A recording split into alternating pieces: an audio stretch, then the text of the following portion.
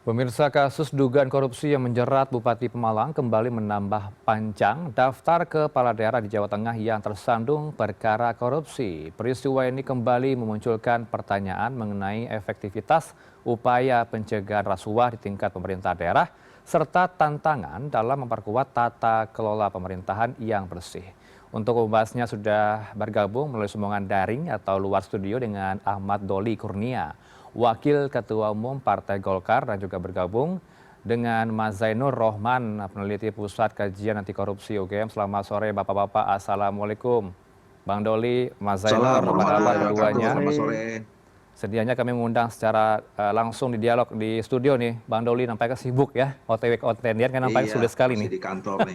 Masih di kantor Bang Doli, terima kasih sudah Sorry, meluangkan sorry. waktu melalui daring. Kami juga turut mengundang dari pihak KPK, namun tidak bisa bergabung pada dialog ini. Saya ke Bang Doli dulu, bagaimana sikap Golkar dengan kasus ini, Bang? Ya, tentu kalau Golkar selalu berkomitmen ya untuk Hmm. bagaimana supaya memang penyelenggaraan pemerintah kita, baik pusat maupun daerah, itu harus bersih ya. Jadi kalau soal pemberantasan korupsi, Golkar saya kira komitmennya jelas, clear, dan saya kira ya tanpa tidak ada tebang pilih. Jadi siapapun ya, termasuk misalnya kalau kemudian itu melibatkan kader-kader dari partai kami, ya apa boleh buat, kami menyerahkan sepenuhnya kepada mekanisme hukum yang berlaku ya. Oke. Nah, tapi juga kami terus berupaya ya, selama ini juga kami terus membangun komunikasi, kemudian kita melakukan ya semacam pembekalan, terus Hmm. kemudian ada juga proses mengingatkan ya kepada seluruh jajaran kader-kader kami untuk dimanapun berada untuk selalu ya diingatkan untuk tidak terlibat dalam tindak pidana korupsi gitu. Oke, tapi tetap memberikan pendampingan hukum kepada Bupati Pemalang, Bang Doli. Kalau Bupati Pemalang ini kan kita cuman sebagai pengusung kemarin ya. Oh, oke. Jadi bukan kader asli kita ya. Hmm, Jadi oke. kita juga tidak ada komunikasi yang intensif gitu dengan Bupati ini. Hmm. Jadi dan kita tidak tahu sama sekali ini proses kejadian latar belakang kenapa gitu. Jadi saya kira kita tidak punya apa namanya, tidak punya atensi khusus ya Yap, yap. eh, terhadap bupati manapun ya, sekalipun saya katakan tadi kalau misalnya juga itu berasal dari kader Partai Golkar ya, ketika memang apalagi ini peristiwanya OTT ya, saya kira itu lebih pada tanggung jawab personalnya masing-masing. Oke, ada pembenahan internal tentunya terhadap proses rekrutmen termasuk seleksi calon kepala daerah untuk periode berikutnya begitu ya Bang Doli. Ini bisa dipastikan dulu. Ya, ini juga menjadi catatan ya. Pertama Hmm. begini, ini kan ke berapa? 18 apa 19 ya kepala daerah dalam 3 bulan ini Hmm. kita mendapatkan terjaring atau terjerat kasus korupsi terutama OTT ya. Oke. Nah, saya pernah mendiskusikan ini dengan beberapa kawan-kawan termasuk di beberapa media ya. Saya juga agak terheran-heran ya, apa Hmm. kawan-kawan kepala daerah ini selama ini tidak mendapatkan informasi misalnya bahwa ada koleganya ya, temannya beberapa waktu yang lalu itu terjerat kasus korupsi sehingga membuat mereka ini menjadi semakin hati-hati. Ya. Ini kan nggak jauh nih dari sebelum Pemalang ini kan berapa minggu lalu itu Hmm. eh, dari mana ya, sebelumnya ada Kuansing, ada Sukoharjo dan macam-macam gitu. Oke. Nah, tapi Hmm. ternyata masih masih juga bisa terjebak gitu. Baik. Nah, apakah mereka sudah tidak punya lagi rasa rasa apa namanya, takut atau rasa malu dan Mhm. seterusnya? Ini saya kira perlu ditelusuri ya. Oke. Nah, yang Hmm. kedua, saya kira juga kita semuanya ya, terutama aparat penegak hukum harus juga membangun satu konsepsi berpikir ya. Yang namanya Mhm. pemberantasan korupsi itu prestasinya bukan semakin banyak pejabat yang ditangkap seharusnya ya, tetapi Oke. juga seharusnya semakin tidak ada pejabat yang kena tangkap kasus korupsi, itulah saya kira puncak dari keberhasilan kita memberantasan korupsi. Oke, Gitu. Nah, oleh karena itu memang baik. harus dikoreksi secara keseluruhan, Mhm. termasuk tadi juga soal seleksi. dalam proses penetapan dan pemilihan calon kepala daerah. Oke, saya bergeser ke Mas Zainur, sepakat dengan yang dikatakan Bang Doli tadi kalau upaya untuk pemberantasan tindak korupsi tidak dilihat dari seberapa banyak begitu ya jumlahnya, kuantitasnya kepala daerah yang tersangkut rasuah. Mas Ya Zainur. tentu kalau indeks persepsi korupsi sudah membaik, survei penilaian integritas sudah membaik, indeks perilaku anti korupsi sudah membaik, itu indikator-indikator yang dapat digunakan untuk menilai Oke. apakah pemberantasan korupsi sudah berhasil atau belum. Ya. Kalau soal sedikit atau banyaknya pejabat memang agak susah untuk dijadikan sebagai patokan. Sedikitnya pejabat yang tertangkap barangkali bukan karena sedikitnya korupsi, bisa jadi karena mungkin aparat penegak hukumnya tumpul atau para pelakunya semakin canggih. Banyaknya pejabat yang tertangkap juga bukan indikator yang tepat juga untuk mengukur. Jadi kalau menurut Oke. saya ukuran-ukuran itu misalnya indeks persepsi korupsi Indonesia membaik lebih dari 50% misalnya. Baik. Sekarang kan kita di angka 37/100, Mas Heranov. Baik, Mas Zainur, kalau saya merangkum nih ya, ada sekitar 5 nih jumlahnya sepanjang tahun 2026 dari Januari hingga Juli yang tersangkut rasuah di Jawa Tengah ramai sekali nampaknya ya. Dari Pati, Cilacap, Pekalongan, Sukoharjo, ini Pemalang yang baru. Ini melihat persoalan ini apakah ada persoalan yang sistemik atau setiap kasus ini memiliki karakteristik yang berbeda, Mas Zainur? Ya, yang pertama dulu sudah diajak retreat semua ya kepala daerah ya, tetapi Ya. ternyata tidak ada efeknya. Retreat di Magelang ternyata tidak mampu untuk membongkar permasalahan sistemiknya. Oke. Yang kedua, saya tidak percaya kalau ini khas Jawa Tengah. Problem ini diduga terjadi di seluruh Indonesia, hanya saja mungkin di Jawa Tengah karena dekat dengan pusat. KPK kan ada banyak efisiensi anggaran ya, mereka tidak mampu untuk menjangkau daerah-daerah yang jauh. Pilihnya yang dekat-dekat gitu ya, Jakarta, Jawa Tengah gitu ya. Nah, yang ketiga saya lihat memang di sini artinya ada problem yang perlu dilihat secara lebih mendasar. Oke. Semua ahli sepakat bahwa kos politik yang sangat tinggi itu menjadi salah satu faktor pendorong utama kenapa kepala daerah itu korupsi. Nah, tingginya kos politik itu ternyata juga disumbang oleh pengeluaran yang haram. Oke. Dua pengeluaran yang haram terbesar adalah kandidasi buying, membeli pencalonan kepada parpol, dan yang kedua adalah vote buying, membeli pencalonan kepada pemilih dalam bentuk serangan fajar dan seterusnya. Ini persoalan yang perlu untuk diatasi. Bukan kemudian dengan ada pihak yang mengatakan, oh kalau gitu kita ubah saja menjadi pemilihan oleh DPRD, tidak menyelesaikan masalah. Oke. Tetap akan korup. Kenapa? Karena dari sisi sistem di daerah juga sangat longgar. Kalau kita baca akhir-akhir ini yang banyak menjadi modus adalah jual beli pengisian jabatan di daerah. Baik. Kenapa jual beli jabatan ini cukup banyak terjadi? Karena yang pertama, kewenangan kepala daerah sangat besar Oke. untuk menetapkan siapa-siapa yang duduk di jabatan di daerah, mulai dari para kepala dinas, kepala badan, bahkan sampai level kepala sekolah kalau kita ingat kasus di Klaten dulu gitu ya. Oke. Nah, yang kedua, ini hilangnya KASN itu juga punya dampak yang besar ya. Komisi Aparatur Sipil Negara dihapus oleh pemerintah dan DPR, dan kemudian sekarang sebenarnya sudah dihidupkan kembali oleh putusan MK, tetapi sampai sekarang pemerintah tidak kunjung untuk membangun kembali kelembagaan KASN untuk melakukan pengawasan terhadap salah satunya adalah seleksi pengisian jabatan di daerah. Dan yang menarik adalah di kasus Pemalang ini, satu kasus korupsi menimbulkan kasus korupsi yang lain. Ternyata ada dugaan pemerasan oleh pegawai KPK yang berasal dari kepolisian, diperbantukan ya. Jadi pegawai negeri yang diperbantukan di KPK, dan ini kalau kita lihat dari sisi histori, selalu yang bermasalah adalah Polri yang dititipkan di KPK menjadi pegawai KPK. Sebelum ini ada AKP Stefanus Robin 47. Oke. Zaman dulu tahun 2006 ketika pertama kali terungkap perkara korupsi oleh pelaku internal KPK adalah AKP Suparman. Jadi ini ada problem ketika penyidik-penyidik Polri atau pegawai-pegawai Polri yang dipekerjakan di KPK ternyata mereka membuat masalah dengan membocorkan penyidikan atau melakukan pemerasan dan seterusnya. Bang Heranov. Baik, direspon Bang Doli tadi statementnya Mas Zainur barusan, ada penyidik dari Polri yang patut disoroti, itu poin pertama. Poin keduanya, ongkos politik nampaknya masih menjadi sorotan juga untuk masuk ke ranah rasuah begitu ya Mas Zainur. Yang ketiga tadi saya juga catat poinnya, ada jual beli posisi jabatan kepala daerah. Ada 3 poin yang harus Anda respon, Bang Doli. Iya, saya kira saya tetap ya beranggapan bahwa problem utama itu adalah soal integritas ya. Oke. Jadi kalau kemudian oke, kita perbaiki misalnya soal sistem pemilihan kepala daerahnya supaya lebih efisien gitu ya, tidak mahal, tidak lagi ada biaya-biaya yang ya tidak pantas gitu ya. Ya seperti vote buying, money politik dan segala macam itu yang merusak moral kita juga ya. Nah, tapi seharusnya kan itu tidak dijawab dengan bagaimana mengembalikan uang itu dengan korupsi gitu ya. Oke. Tidak mengembalikan uang itu yang itu adalah uang rakyat gitu. Jadi saya kira nanti memang salah satu yang harus dikedepankan dalam proses seleksi siapapun ya, atau jabatan apapun, bukan hanya kepala daerah ya. Ini faktor integritas ini menjadi penting ya.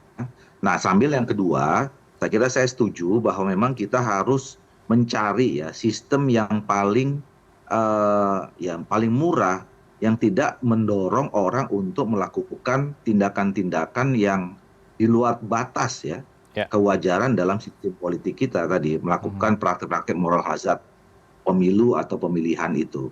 Dan memang betul, saya kira dimanapun ya, apakah nanti di DPR atau kemudian di secara langsung, kalau kita tidak atur cara pemilihan yang betul-betul bersih itu, ya tetap saja gitu. Mau dimanapun, jadi persoalannya bukan apakah kembali ke DPR atau tetap di secara langsung, tapi apakah dimanapun mekanisme yang kita lakukan dalam proses pemilihan itu adalah mekanisme yang memang bisa terbuka, yang memang tidak mendorong atau tidak memberikan insentif orang untuk melakukan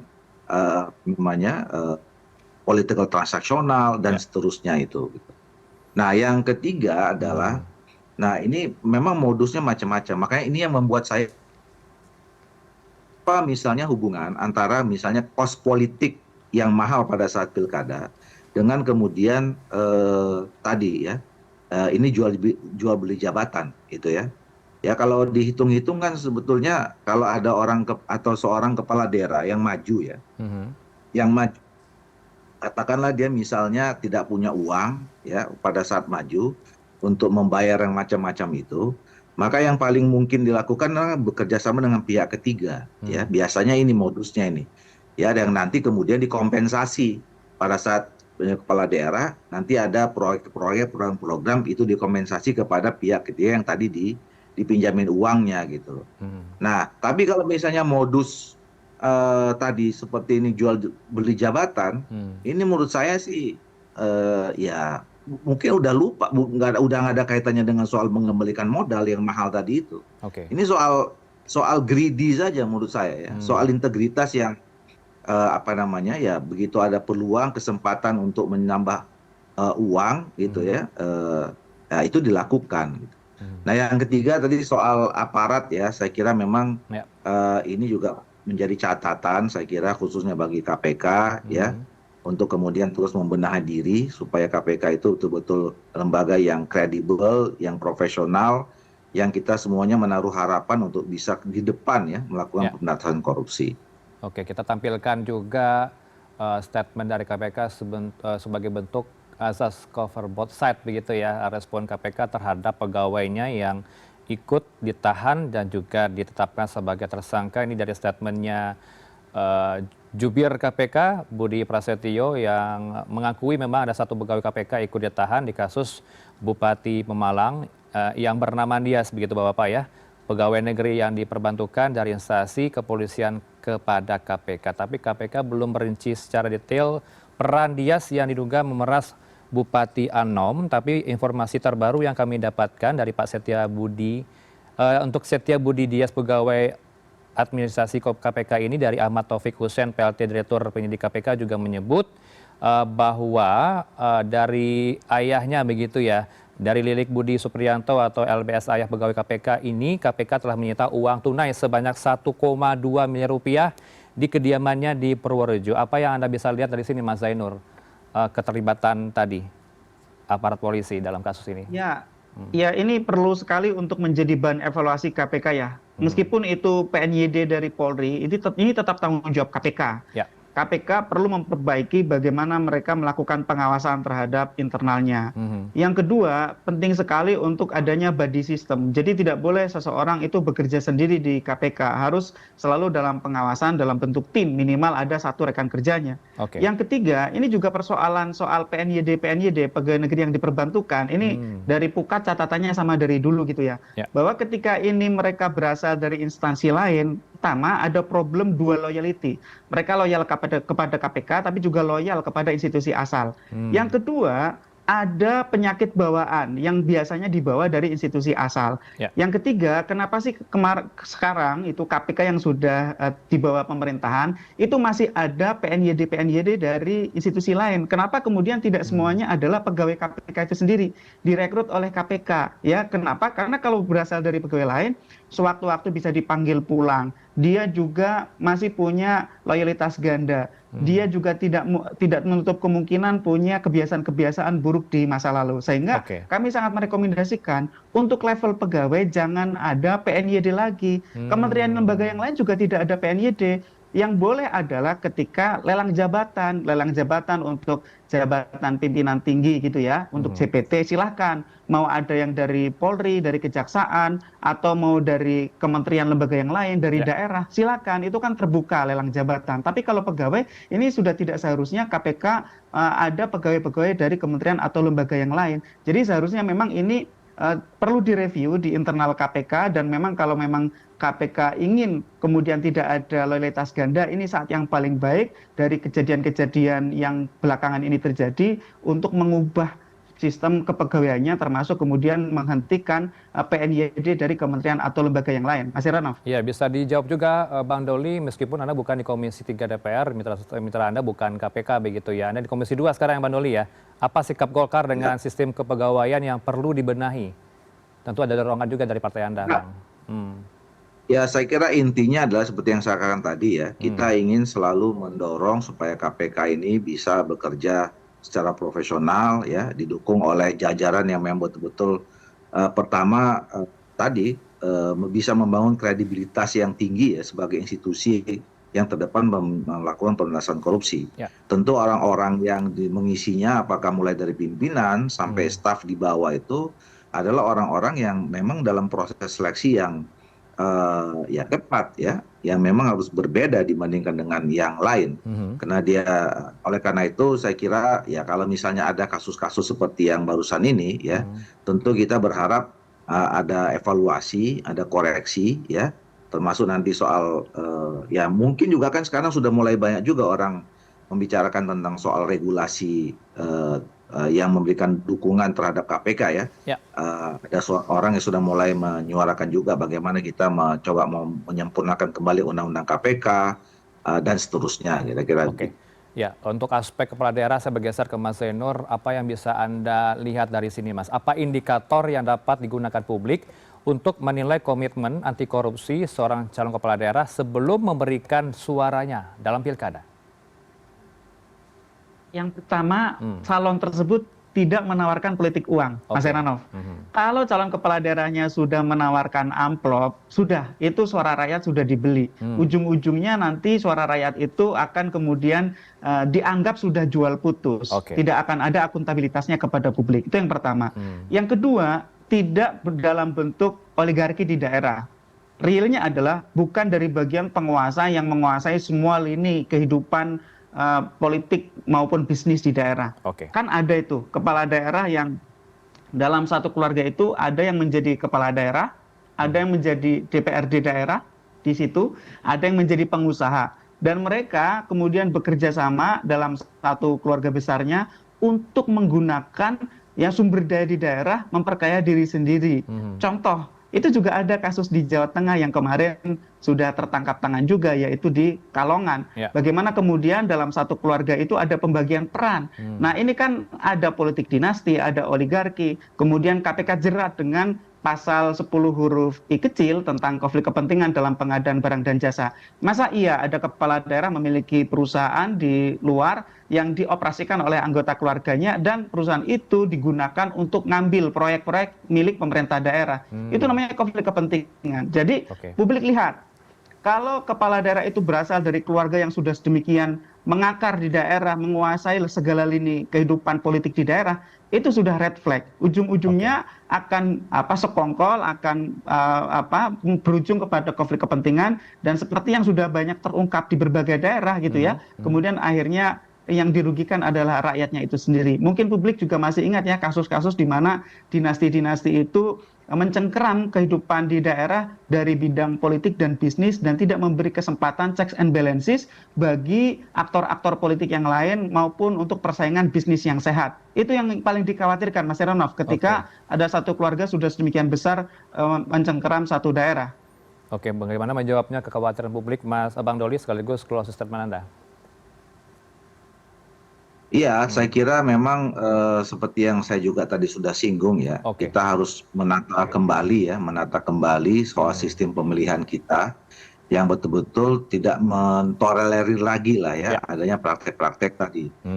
Saya sebutnya praktek moral hazard pemilu ya, di dalamnya ada politik uang, vote buying dan seterusnya itu ya, sehingga memang kita bisa berhasil menghasilkan kepala-kepala daerah yang betul-betul punya komitmen komitmen untuk membangun daerahnya itu. Baik, kita harapkan tidak ada lagi Jawa Tengah maupun daerah lainnya yang tersangkut kasus rasuah untuk kepala daerahnya, begitu Bapak-Bapak ya. Karena fakta integritas tentunya sudah ditandatangani dan juga kesepakatan dengan beberapa partai politik untuk anti korupsi. Terima kasih untuk waktunya. Dari Yogyakarta ada Mas Zainur Rohman, peneliti dari Pusat Kajian Anti Korupsi UGM, dan juga Bang Doli, Ahmad Doli Kurniawa, Ketum DPP Partai Golkar. Selamat sore Bapak-Bapak. Assalamualaikum. Salam. Selamat sore, salam.